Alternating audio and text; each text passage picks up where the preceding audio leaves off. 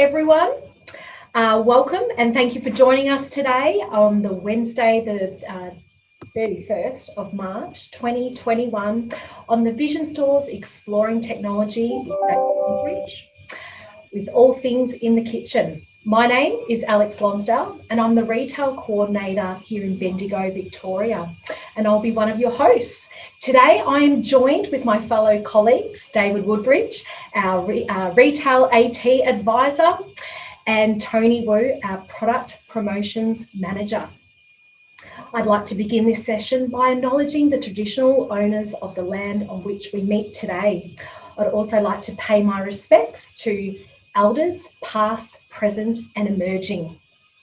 Please note that this webinar is being recorded, and for those that can't stay the entire session, you can access the recording later via our Vision Australia and Vision Store YouTube channel.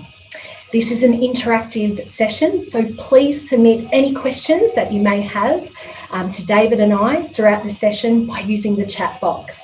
For those that are screen readers, you can access this chat function through the keystrokes of Alt-H or Command-H. We'll answer as best we can as time permits. So welcome, David and Tony. Good morning, or good afternoon, sorry, depending on where you are in the world. It is afternoon here in Victoria. Today I'd like to start with this webinar by exploring kitchen aids and devices by using a low vision principle framework. So we're going to break down our framework in relation to bigger, bolder and brighter, and talk about some of the equipment or strategies that can be really helpful when in the kitchen and doing meal preparation. So first off, I wanted to start with making things bigger. Something very simple we can all do is creating some large print kitchen labels for our flour, for our products in the pantry and fridge. We also have a wonderful range of magnification with optical magnifiers and video magnifiers. You may have come across our optical magnifying range through Eschenbach, that we have lots of shapes and sizes to suit your needs. For something with a little bit more magnification, we go to video magnifiers, and here in my hand, as I just grab it from the desk, I have got our Explorer 5 handheld video magnifier, and that's highlighting a recipe that I have here on the screen. It is inverted because I'm on self-camera here. Any questions about magnifiers, you can contact the Vision Store or have a chat to our service providers here at Vision Australia to look Alex, at ways. Yes, David? I do have a question from a low vision perspective. Yep. When you look into a pantry with a video magnifier, so the Explorer 5 or the Explorer 8 and so on, does that need the pantry to be illuminated? Because I know most pantries aren't illuminated. They don't have their own light inside them. So does the Explorer 8 have its own light that illuminates what the camera is actually looking at? Yeah, good things that these devices do have LED lights to highlight what they're reflecting onto. So if it is a little bit dark, these will work. If it is too dark in that pantry, you might need to bring out those items towards the centre of the room to access the general lighting. Okay. And I'm assuming with the optical magnifiers, that's just your ambient light, isn't it? That you're purely looking with the ambient light in your pantry. No, a lot of our optical magnifiers have LED lighting as well. Oh, I forgot about that. I forgot about that. I was going back to my low vision days of the old-fashioned Visualette magnifier. So how's that for being out of touch? No, so we want to provide a lot brightness Indeed. to sharp the clarity and contrast. So these devices do have the built-in lights. Excellent. With LED. Cool. Yes. So that's making things bigger. We've got some great products at the Vision Store that have large print markings, our Tactile large print timer. I think, David, you had a beauty there. Now I think when we had a bit of a chat, did you say this one's out of date now? Yeah. No, we still have that one, and also in inverted colours too. Okay, yeah. This one I absolutely love. I mean, besides being nice and bold and good contrast, This one to me is really cool because when you turn it, and I hold it up to the microphone where it's with my microphone, it has that old-fashioned clicking clock sound that I always remember that my grandmother used to have a ticking clock in her kitchen, and every time I use this timer, it reminds me of my grandmother's kitchen. And it's just, and if I just turn it, that's what the alarm sounds like when it goes off, and eventually it'll stop. There we go. The other thing about this timer, because it's so big, and it's got two rubber feet to stand on, I know lots of families that use this, particularly with children with autism, that you may have to actually time their sessions in the shower, for example, to say, when the timer goes off, Andrew, then it's time to get out of the shower. You can't stay in there for 30 minutes. When the timer goes off for 8 minutes, off you pop. So lots of this stuff that we're going to be talking about today, while some of them are kitchen appliances, things like this can be used almost anywhere, in this case, where you need some sort of manual timer. It's a wonderful visual prompt too, with having that large print option. Exactly. Yeah. Yep. So that's the concept of making things bigger. We've got enlarging labels, recipes, using technology with optical magnifiers or video magnifiers, or having some large print products as well that you've seen from David's kitchen today. Another framework in this is making things brighter, and that is using lighting. And we consider the general lighting in our ceilings, and also task lighting. And task lighting is when we consider lamps, torches, headlights, things like that. One of my favourites that we sell here at the Vision Store is our LED. I'm holding it in my hand. It's our little LED desktop magnifying lamp. It has a little magnifying lens at the top, surrounding by LED lights at the bottom. It's a great little compact device that can fit nicely on the kitchen bench, that doesn't take too much space, and provides a beautiful bright white light where you need it the most. So positioning lighting at the chopping board, where you're pouring a cup of tea, any of those areas where you're working at the bench, include general or task lighting. David, you also had some different concepts of lighting, I think, behind you too. I do. So in my, what I've got in my, I've got track lighting underneath my bench, underneath the cupboards above the benches. So the track lighting hits the light straight down. So you've got no shadows when you're, using a cutting board to cut fruit, etc. My pantry is illuminated. So if I was to go and open up my pantry door, it's got illumination inside it. The same with my cupboard drawers down the bottom. They're also illuminated. And then, of course, things like you've got your lighting over your stove area, your oven, and all that sort of stuff. So I don't quite know why, being a blind person, I don't know why I so pedantic about lighting, but I thought, well, I've got family side of people to take care of. So when we designed our kitchen about 4 years ago, we really made sure that we had all the lighting was well done, because I also use other stuff that I'll get into later on, that if I don't have enough light in the pantry, then I can't use some of my technology because there's just not enough light going into that particular area of the kitchen. Yeah. And for those David and Alex, sorry, we have our first question for the session. The timer that you just shown, David, does it have any tactile markers on it? Yep, it certainly does. So what it's got is very tactile. Now, being a Braille user, I have to remember what I'm reading now. Alex, these are numbers. These are physical numbers. Yeah, last time I read print was, technically speaking, 48 years ago when I lost my sight. So they're actually tactile numbers. So I can read. I can actually feel the numbers around the edge. But what I tend to normally do is I think, oh well, I want to go halfway around, so I'll just turn it and then let it go. But no, it's very tactile. I mean, they're extremely well raised up. I mean, you've got, because some people think, oh, this tactile stuff, it's a little bit hard to feel. No, these are, if you've ever felt a good raised signage on traffic lights these days, it's better than that. It's very well done indeed. And David, am I right in saying that there's raised markers at every 5-minute intervals? too. Correct. That's a good idea to remember that one. I must remember that one, Alex. Good idea. Yes, there is. There is. Yeah, there is. Count those, bold, Yeah, it was funny because when I first bought it, because I bought it for my low vision procedure from my other son, I was going to put Braille on it at one stage, and I thought, oh, that's okay. I could still remember my print letters, but I'll print numbers. But when I go back and do it, I think, what's a 3 again? Yeah, good question. Any other questions before we move on, Tony? That's the only one for now. But please, if you have any questions, please use the chat box. Just our last component of our low vision principle framework is making things bolder, and that's utilising the use of colour in providing colour contrast between what we're working with and the background colour.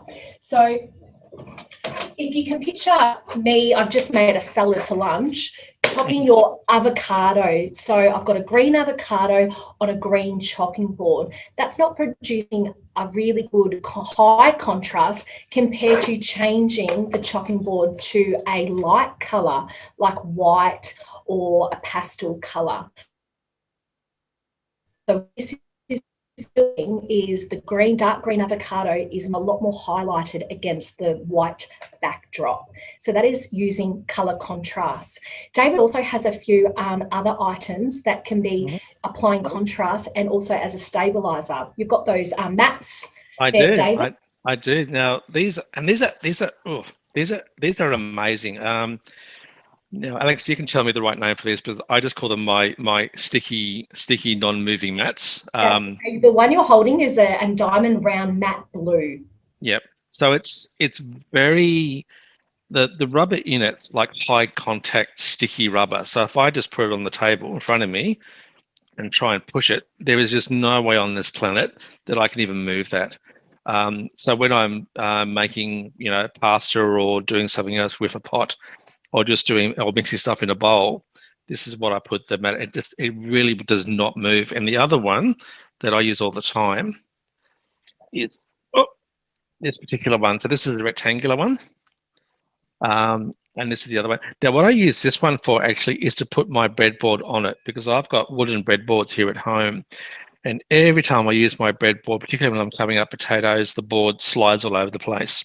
So I actually put the wooden breadboard on this one, and it does not go anywhere. Because at the end of the day, what I hate to do is go hunting for my bits of potato that fly off my breadboard, my cutting board. The other one that I've got here, and this one's, for me, this is not quite big enough, but what this one shows you is that it's got guards on the top here and the left and the right as I'm holding it towards the camera. Now, this part here I don't use. That's for prongs for sticking on vegetables so they don't move. But if I just take that off, to me, because I've got to cook for 4 people in a family, this bedboard for me is not big enough. But it's really good when I'm doing very small, quick things, because half the time the sides here stop the food that I'm cutting up flying all over the place. And it's quite a good service. And of course, on the bottom, it's got a rubber surround that again stops this board flying around on the bench somewhere. Really, really good. So that's a great stabilizer, and the little white prongs that David took off that product, that's to use to actually stabilize pieces of fruit or vegetables. Cutting or peeling, just to provide that extra pair of hands for you to then complete the task that you're needing to do. So adding color contrast, but then also as a safety feature of stabilizing your items. Just talking about some safety items, here at the Vision Store, we've got these oven gloves.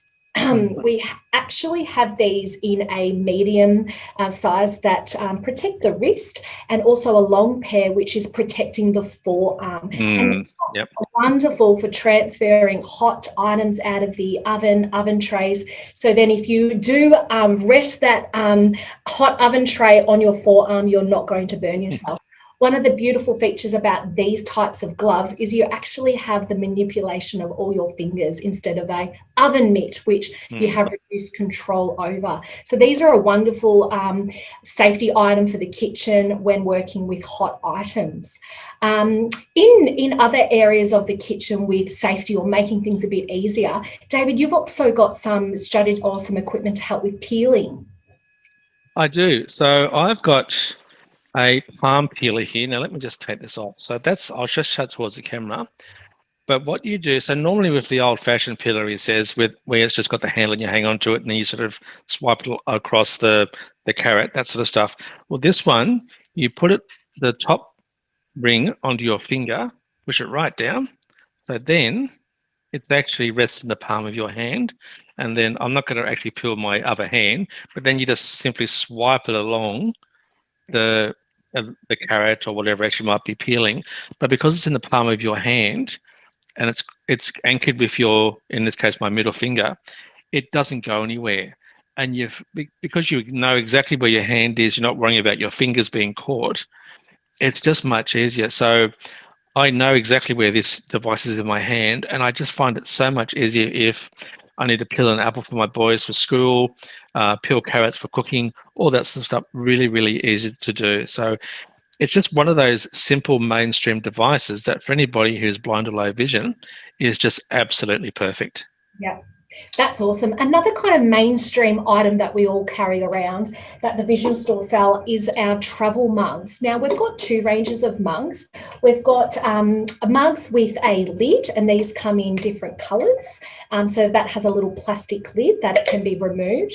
We also have mugs that are suction. So you can actually put these on a hard surface like your dining table, and it actually has a suction component to it. So when you're trailing to find your mug, you're not going to knock it down or give it a bit of a tilt. So these are wonderful for transferring maybe your hot drink to the kitchen, to the lounge room, or to the kitchen straight into the car, into the community. So we have mainstream, travel mugs that can also suit a really good purpose for low vision and blind users. Alex, with the mugs that you've just shown, do they keep the drink or the beverage hot or warm for an extended period of time, or cold?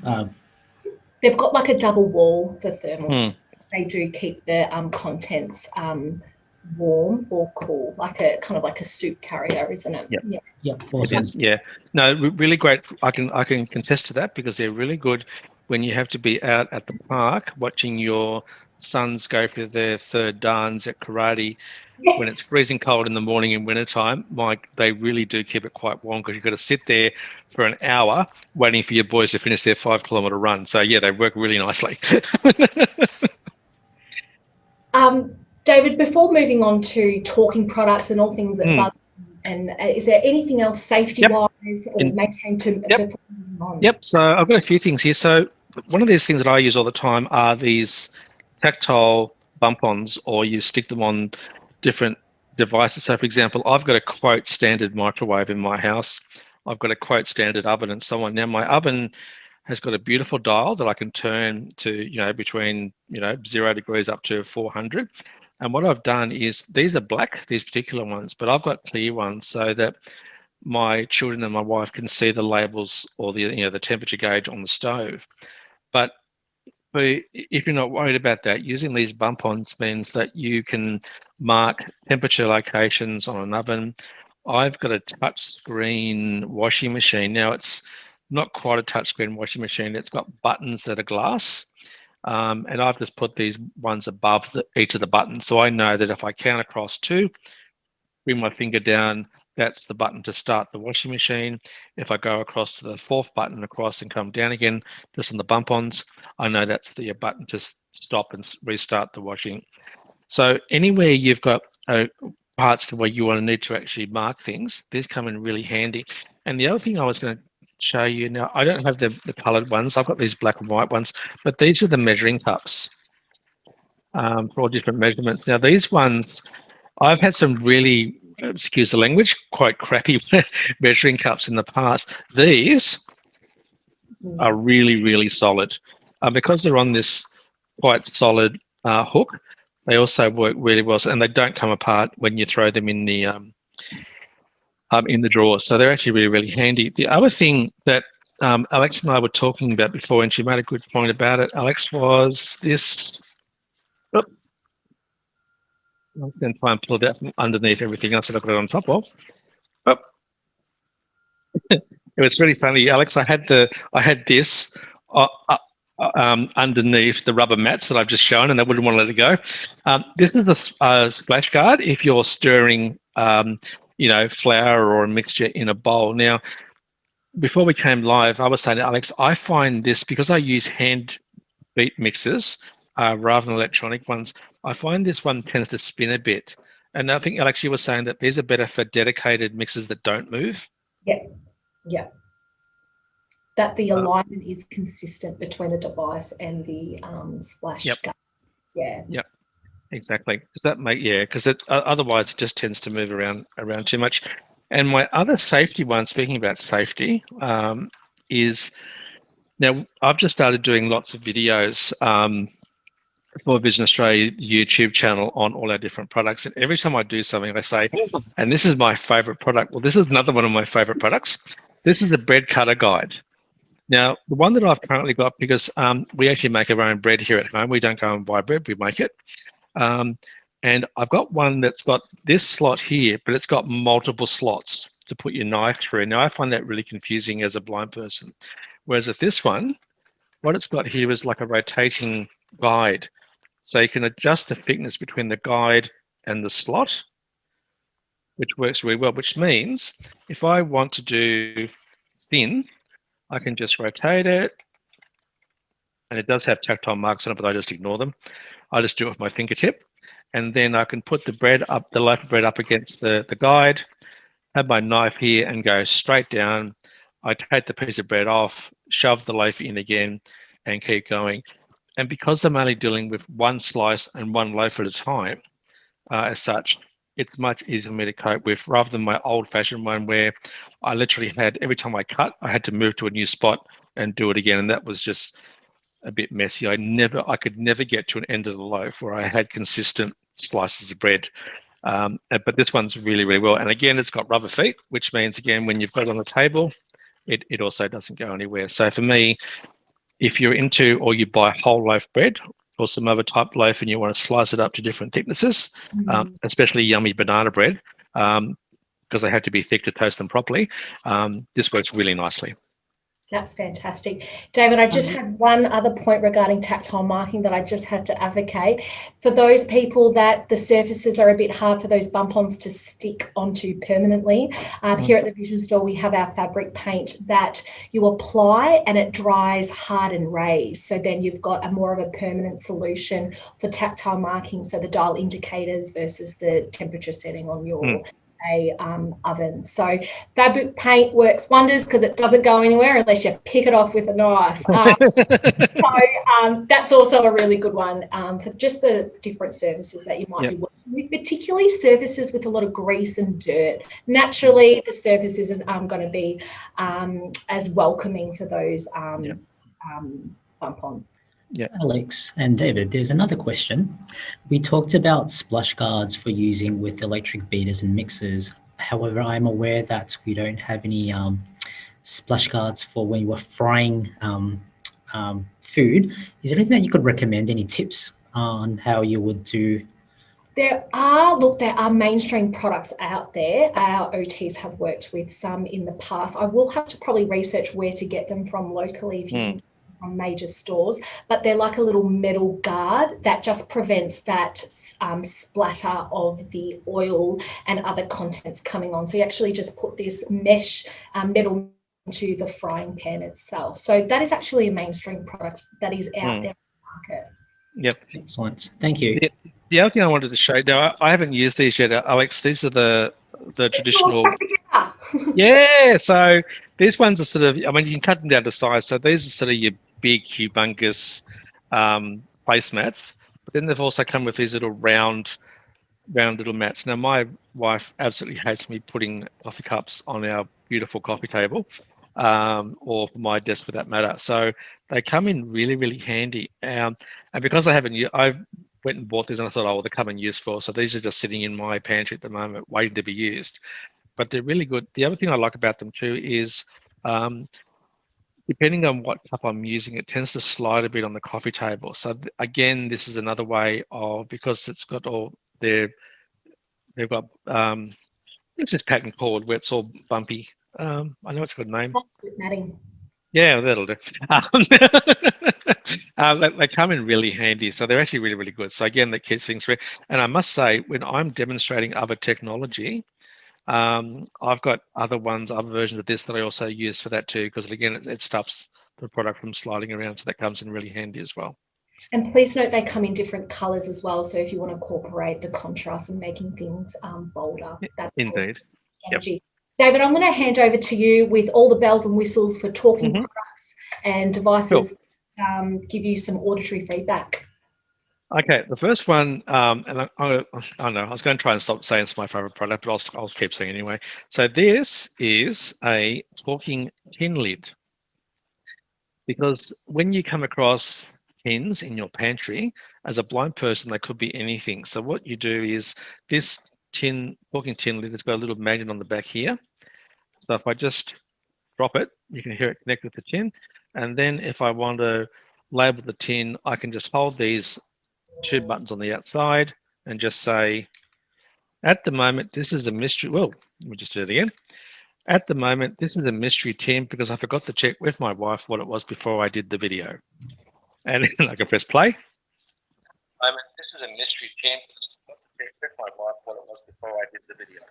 But when I didn't have these talking tin lids or my smartphone to just do an OCR on the tin, optical character recognition, we had this funny time when I actually went through 4 tins to find the fruit salad. And because I didn't want to waste anything, and they were small tins, I kept eating the contents of each tin until I got to the fruit salad. By the time I found the fruit salad, I wasn't hungry anymore. So having a way to actually determine what's in a tin with these talking tin lids are fantastic. Now, there's 2 versions. This is the 20-second one. There's also a 40-second one. But as I mentioned earlier on with the large print timer, because they've got a magnet, you can simply put this on your fridge and use it as a messenger service. So if you had to just say, I've just got out to grab the milk, or grabbing the boys from karate, or don't burn the chips this time, etc., as a bit of a joke, then all the person has to do is come home, press the play button, and listen to the message back. So the talking tin lids are really, really fantastic. Great. David, what would be some higher technology for identifying tins and labels in the kitchen? Yep. So there's a couple of ones. So the first one that I use on my smartphone, which is for the iPhone people, there's a really fantastic free app called Seeing AI. Now it's got quite a few functions in it, but what it's got is it's called product identification, which anybody else would say barcode. And you simply access the barcode option, put the camera in front of the actual tin, and then you rotate the tin, and then as soon as it starts to see the barcode, it makes a beep, beep, beep sound. So you know to slow down and let it get the barcode, and then it will read out the barcode. Now, the issue with that is if it's Woolworths or Coles, it's fine. If it's good old Aldi, and Aldi being different from the rest of the planet, it'll just say unknown barcode. So my second method for then identifying the tin is then to use what's called short text optical character recognition, or OCR, and that's where it simply reads out the text that's on the tin. And that can be done on both the iPhone with Seeing AI, or if you've got an Android phone like a Samsung phone, there's a great little app called Lookout that has short text function in it. And again, that will read the text. So being here at home and we shop at Aldi, I tend to use the short text function to identify tins and packages and all that sort of stuff. And again, because I've got my pantry illuminated, and that's what I was saying before, I can use my smartphone looking into the pantry. So I just sort of sit up the package on the shelf, point the camera in the right direction, and it reads it out to me. So that comes in really, really handy. The next one I've got is... David, can you just repeat those apps that you've just mentioned? Yes. So it's called Seeing AI. So seeing as in the word space, and then AI as for artificial intelligence, and then Lookout. Now, from memory, I can't remember if it's 2 words or 1 word on the Android App Store, Play Store, but it actually works really nicely.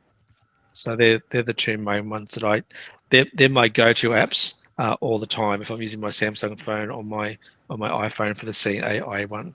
The CAI one, by the way, is not available on Android. David. Now, sorry, Tony, you want to say something? Oh, no, I said thank you. Oh, thank you. Okay, good. Okay, so this is the bottom part of my talking scales.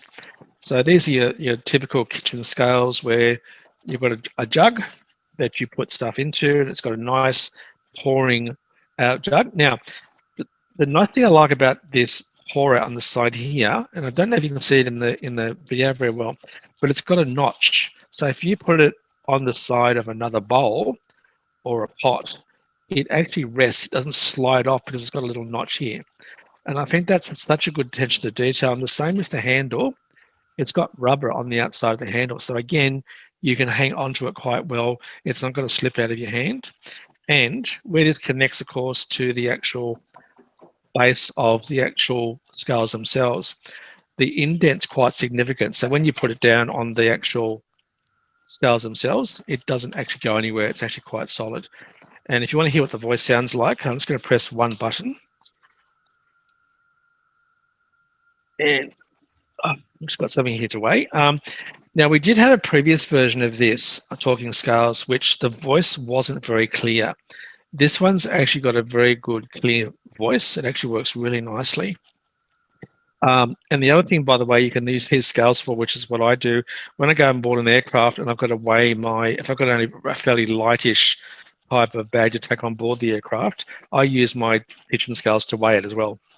All right, let's see if this works. I'm going to pop my son's fruit stuff in here.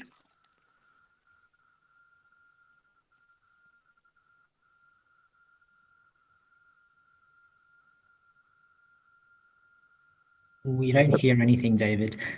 No, it's actually very soft. Oh, okay. That's it. Let me hold it up. I think this is probably don't look, being an OT, Alex, don't look what I'm doing now. Let's try again. Did you want to try yours, Alex? I'm just going to try mine. Try yours, because mine's, because I can't get my mic close enough to my microphone.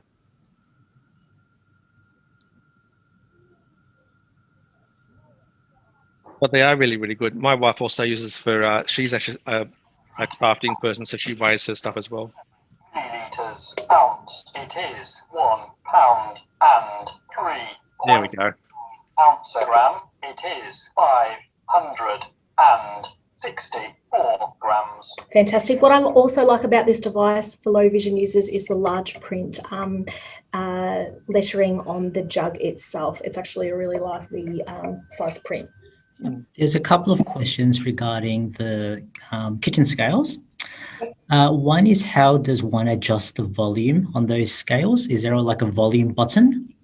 There is no volume No. option. It's one size fits all. Okay, so just the one volume. Thanks. Mhm. And we only have this one version of the talking kitchen scale. There's no other. Yeah. So. Yep. Benita, there's only one talking kitchen scale that Vision Store sells. So there is another, actually, there is a Cobalt talking jug that we did sell a few months ago, probably still on the market now at the Vision Store. That does a lot more milliliter measurements too. So that's a bit old school. That's this one. That's it right there. I think it's I've got everything that opens and shuts in this place, apparently. This one's actually quite good because you just sort of, I keep forgetting, you just twist it off and then it comes off. So it twists on it. And then it does, they've got, and I won't go through this because it'll get a bit confusing, but here are the control buttons on the side. I find this, Alex, a little bit hard, even when I use it, and I don't use it often now because I've got the talking scales. Because it's sort of got different modes, I've always found this one slightly weird to use. I personally prefer to use my talking scales when I'm doing liquid or, or solid stuff anyway. So this one was a great idea, But yeah, I think it's a little bit too complicated for some people. With the advancements in technology with our new talking kitchen scales, they do the milliliter measurements. Exactly. Now, one size fits all for that product. And they do the measurement readings in imperial and metric. That's correct. Correct. Excellent. Yeah, ounces, grams, pounds, and kilos. I was going to say kilometers. Yeah, that's a big piece of fruit. Now the other one, which is, and this is not really a talking one, but I had to show this one. This is the jar gripper opener. So it's a big. You've got 3 grippers here. You've got a handle where you can turn it to adjust them in and out, and then you've got the handle. So the deal is, you have your lovely jar, and you think, oh, I can't get this off of my hand strength. So you put the gripper, open it nice and wide, you put it on, and then, so that's now fixed onto the top of the jar. And then what the trick is then, because you've got leverage, you can turn it that way, and you've taken the lid off. It works really nicely. Now, because I'm a bit of a wine buff, oh, hello, there's the timer going off. Now, because I'm a bit of a wine buff, can I also say this works beautifully well on opening bottle tops on wine bottles as well. But if you've got poor strength, particularly for pasta jars, which are really hard to get off, jam jars, Vegemite, peanut butter, this thing works extremely well because it's all about this long handle giving you leverage. Really, really works very nicely. Now, David, we can't miss the opportunity of talking about the liquid level sensors. Oh, yes. You got one there? I did, but mine's an old-fashioned one. So why don't you show the new modern one? Yeah, indeed. So these little devices are called a liquid level sensor, and the idea is they have got 2 levels of prongs. The prongs fit in the inside of the mug. I had an OT that did it the other way and broke the device, but the prongs go inside the mug where the liquid contents goes inside. And what it actually does, it gives you an audible indication when you've reached the first level. And if you're a milk taker in your tea or coffee, then there's another level that then indicates a second level. So I'm just going to pour some, I've got some cold water here in a jug, and I'm just going to tip it just as I would when making a cuppa. And let's hope you can hear that. Yep. Online, folks. So that's giving us the full indication of the contents in that. So that's good. Now, Alex, does that one vibrate as well, or is it a separate one? Is it a separate one that vibrates? It's actually still audible and vibrating. So there's not just the vibrating version that we have. Right. Okay. You will have to put up with that beep, beep, beep first thing in the morning. I was up 30 today, so that would have been pretty noisy in my household. Yeah. That one's not too bad. I've got 2. I've got an older one and a sort of a newish one, but the older one has got such a high frequency sound, it drives my son completely batty. Yeah. So the other thing I always warn people about, not so much the talking stuff, but yes, the volume can be an issue, but particularly the audio scale, the audible liquid level, try it out first because the frequency can really annoy some people. My son's slightly autistic and he's got hearing issues, and I can't use my liquid level in the house when he's home. So just be aware that the sound of those things can be very irritating for some people. Yeah. David, we just had a question about the replacement batteries of these devices. It actually just slips out of the, there's a white component of this device and you need to kind of get your finger into it and it pulls out. It's a battery of a lithium little battery, little round one.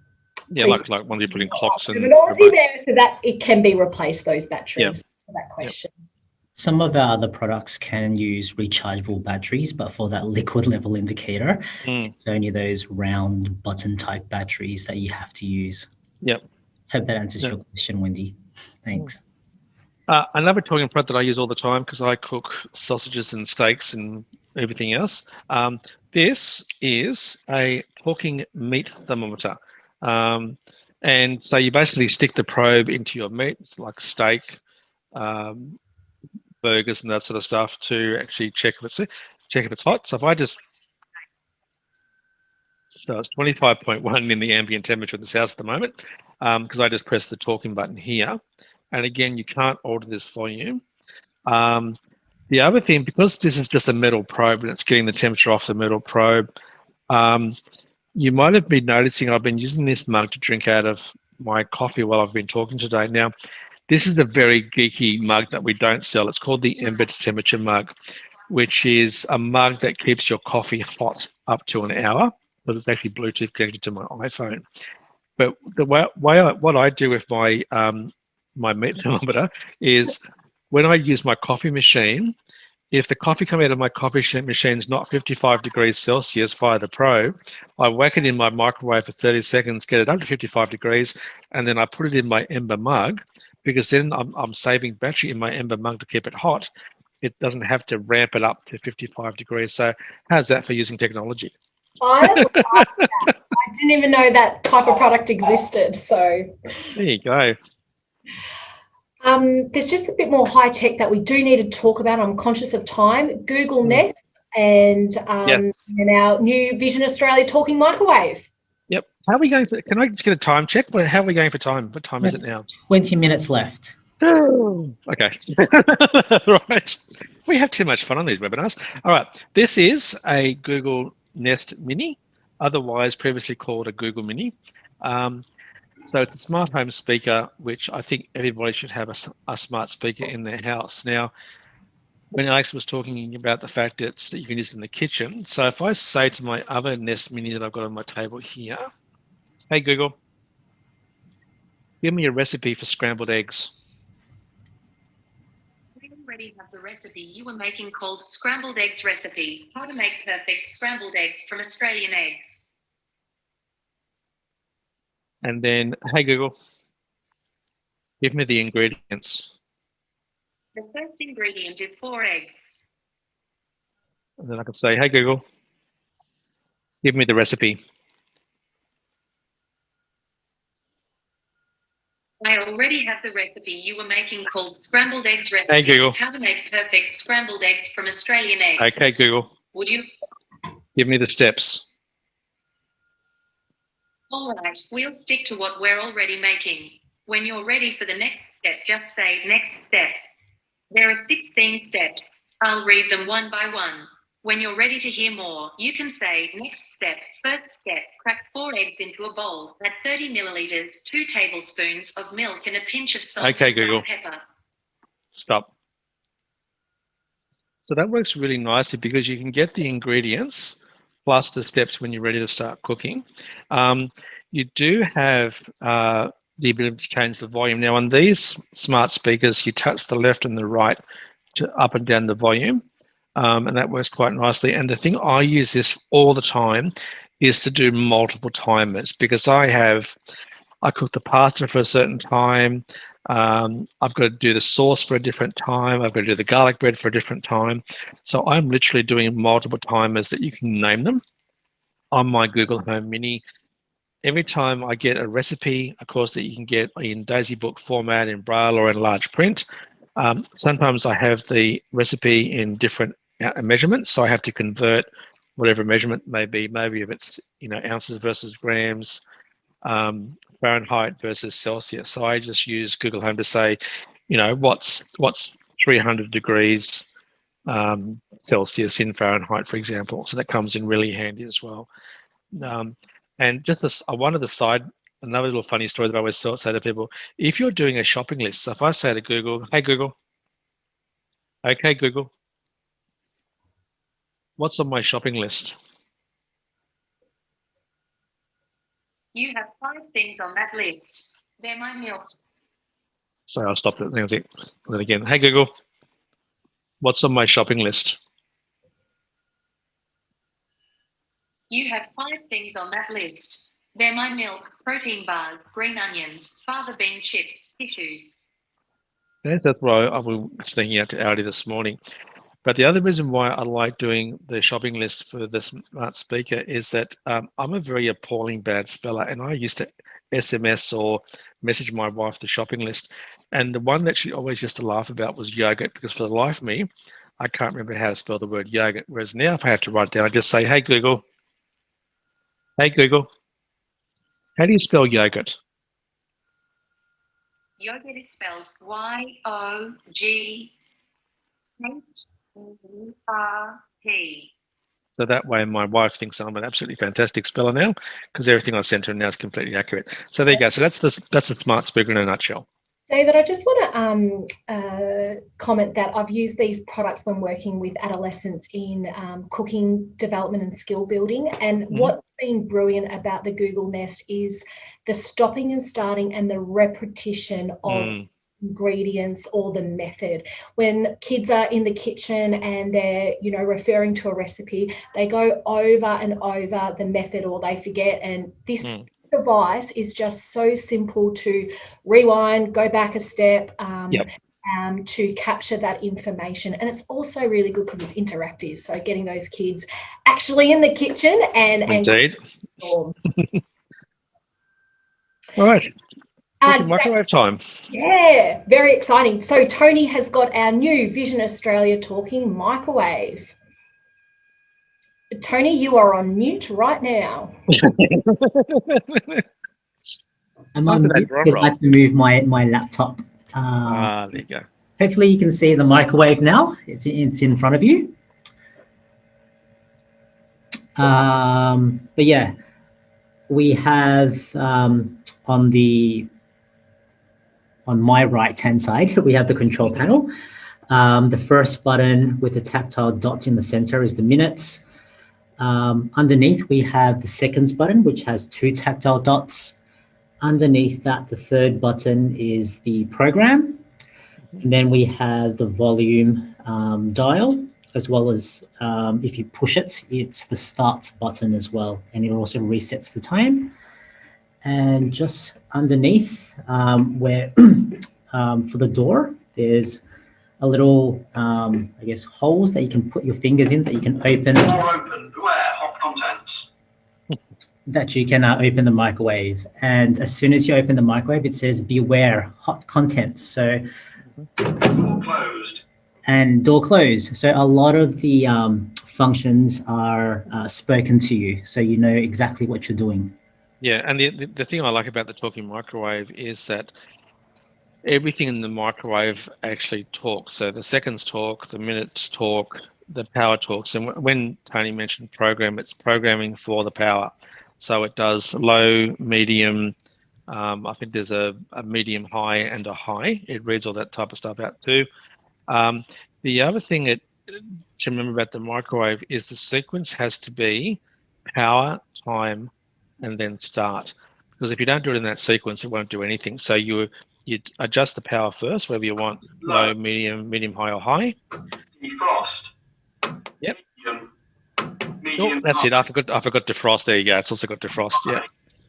And then you press your timer for 10 seconds or a minute, and then you can press the start stop or volume control in the bottom to start it off.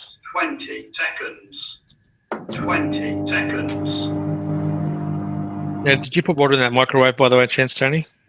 No, it's empty. I wasn't prepared. Okay. 7, 6. And it does count down from 10 seconds onwards. 3, It does. 2, 1. Time complete. There we go. Nice little beep. Now, that volume, by the way, now somebody asked about adjusting volume. You can adjust that volume from 1, very quiet, up to 15, very loud. Volume 9, volume 10, volume 11, volume 12, volume 13, volume 14, volume 15. Yeah, so that's quite loud, which is actually really, really good. Now, the other thing that took me off guard as a blind person is, and I'm sure this is the same on yours, Tony, there's a start-stop sort of label tag on the volume, which sort of spins around if you spin it. Now, the reason why it spins is because when you're turning the volume control, it always comes back to rest in the right way up.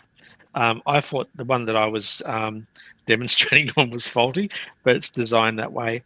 And the really other good thing about this microwave, it gives great tactile feedback. When you press the buttons in, you know they're being pressed. When you turn the volume, it's like your old-fashioned rotary dial. It goes click, click, click, quite a soft click when you turn it.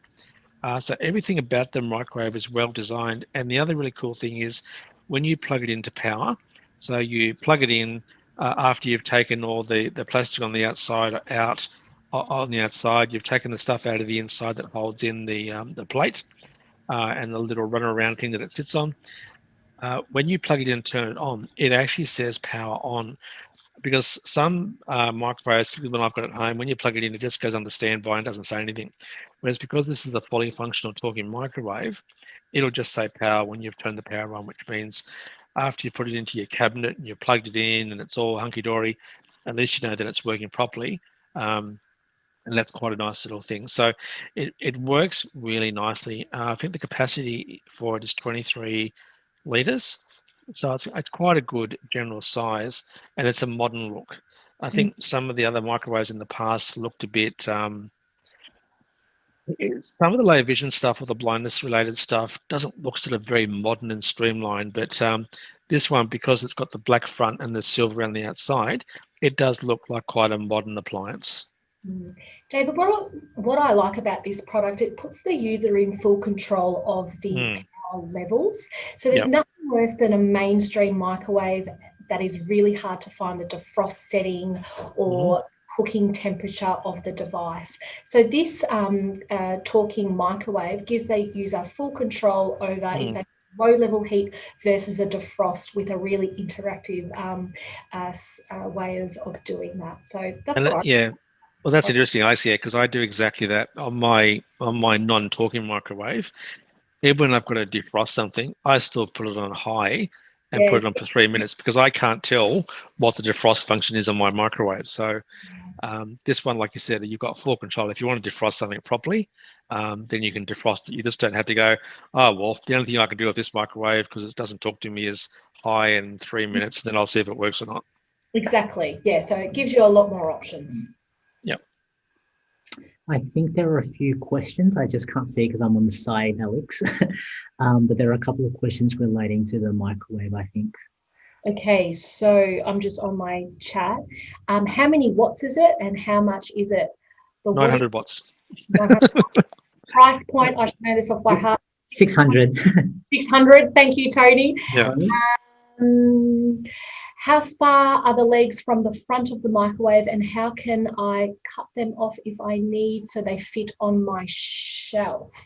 The legs on the bottom, Tony. They're sort of stuck onto the actual microwave itself, so I wouldn't really you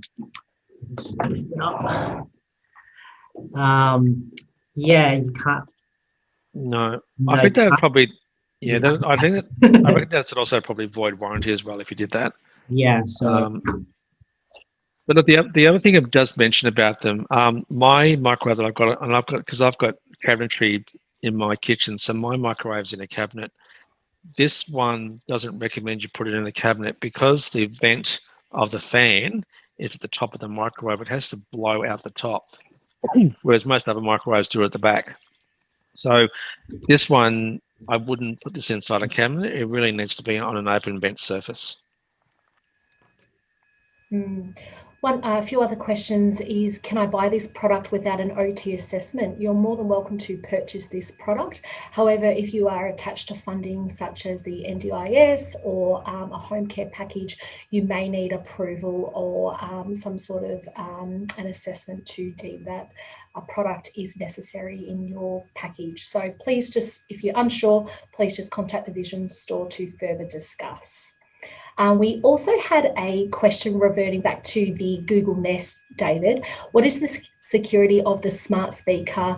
Jen, it's attached to the internet. So something about security and the Google Nest. Yeah, look, I basically say anytime you're online with anything these days, you've got some level of security issue.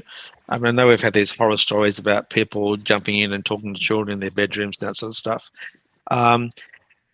The one reason I like the Mini is because if you're worried about people hearing you, because that's the only way I can do it, then you can. There's a little switch. So on my one here, if I just where are we? On here, I've got a slide switch. So if I slide towards the back where it plugs into power, then I've actually muted the microphone. The ones that concern me though are the smart speakers with screens. So the things like the Nest Hub, the Amazon Show, they've all got screens, and the Show And I believe the new hub Nest has also got a camera as well. And it's a two-way camera. So you can put a label, a sticky label, or like a stamp thing over the camera if you're worried about it, and do it that way. But I much prefer having these talking only ones, not the screen ones, because the thing about the screen ones as well is that for a blind person, what it'll say is the recipe for scrambled eggs is on the screen. It will not read it out to you. Whereas if you've got a dedicated Google Nest Mini, or the bigger version, just the Nest itself, it will read it out. But most other smart speakers that have a screen will assume because it's using a screen, it doesn't have to read out the recipe to you.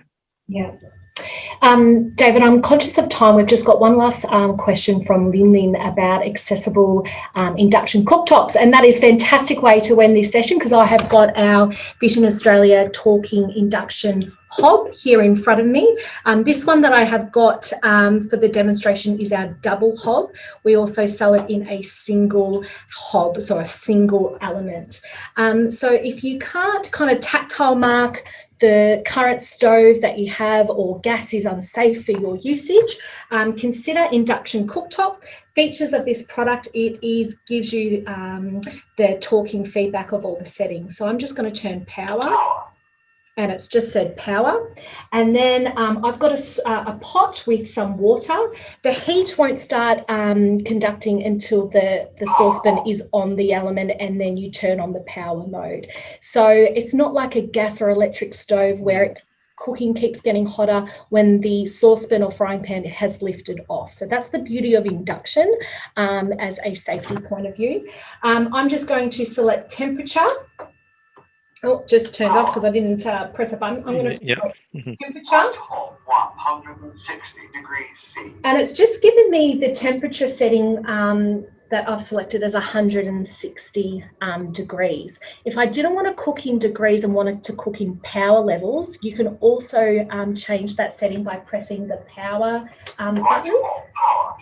And now it's giving me power 6, and I can go up and down those power by pressing the plus to increase the temperature or the minus button to decrease the power level, the power temperature. So that's just quickly in a nutshell. There is also a timer that you can select, so it will automatically shut off after a certain time, 5 minutes, 10 minutes, 20 minutes. As the OT in me, I would never rely on the timer mode for any cooking. You always need to stand close and be fully present in the kitchen when using any hot type of devices. So there's a second else. What was that? Oh, I was going to say I was going to give you a tip about just the electric hot plates, but I'll let you finish your one first, then I'll give my tip as well. No, that's all I've got to say. Okay. All right. Cool. So with your general hot plates, because as a blind person, I prefer electric or induction over gas anyway. But when you look for hot plates, you can get them so that the knobs to control the hot plates are at the front rather than on the side, which means you can then slide off the pot onto the bench without having to sort of lift it up and over any knobs.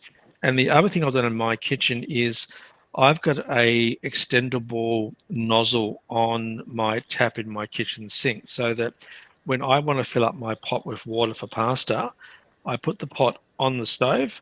I then extend the head of the nozzle from my tap into the actual pot itself, and then I turn on the water. I fill the pot up. I then turn the water off and then put the retractable nozzle head back in the tap, which means I haven't had to lift up a 2-litre pot full of water, which would be quite heavy for some people in my family. So again, it's just some of the tips that you get used to in a new kitchen, nozzle knobs, the electric knobs on the hot plate. And the other thing you can do with your ovens is that you don't necessarily have to buy an oven that only opens up from the right. You can get them up and open it from the left. So when I cook, I'm standing to the left of my oven in front of my hot plate. So my door opens up to the left. So then I've got no chance of either running into the door or burning myself. That's good. David, we are unfortunately out of time. So one more question, Alex, if that's okay. The double induction hob, do the plates work independently? Yes, they do. So sorry, I'll lift my surface profile. That's okay. So with the double induction hob, there's two power settings, so you can work them individually. So it's just like a mirror image next door to each other. So thank you. Thank you. Thanks everyone for joining us today. If you do have any questions or need any advice on what we've spoken about today, please contact us here at the Vision Store team on 1300 84 74 66. I've just said that. Apologise. Or you can email us too at thevisionstore@visionaustralia.org. And we'll assist you further there. At the end of this webinar, there'll be a short survey for you to complete, and any feedback is much appreciated for us to deliver future webinars. Would love for you to join us for our next Exploring Technology with David. The next webinar for the month of April is all things Braille and technology. So please check your emails and our website for further details. Thank you to my colleagues, David in his lovely kitchen and Tony at the Kugong Centre today. And thank you all for joining us today. Have a lovely afternoon and goodbye.